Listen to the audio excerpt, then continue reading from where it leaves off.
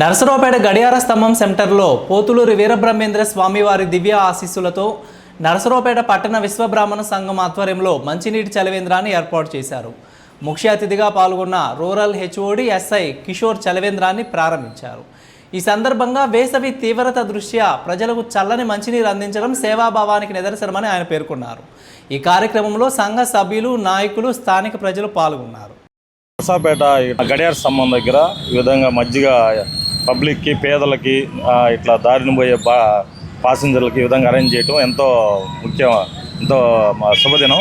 ఎందుకంటే ఇప్పుడు కాసే ఎండలు 48, 46 నుంచి 48 అట్లా డిగ్రీస్ కాస్తుంది. ఇక్కడ ఈ విధంగా దారిని పోయే వాళ్ళకి దాహం తీర్చడం అనేది, వాళ్ళకి మంచిగా ఈ విధంగా మజ్జిగేయటం అనేది చాలా మంచి పరిణామం. ఈ విధంగా నన్ను ఆహ్వానించినందుకు మన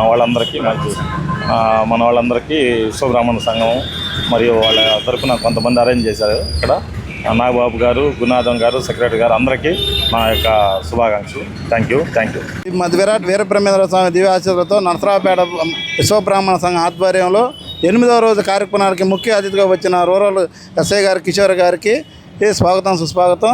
ఈరోజు 8వ రోజు సందర్భంగా మాకు ముఖ్య అతిథిగా వచ్చిన కిషోర్ గారికి అభినందనలు తెలియజేస్తున్నాము.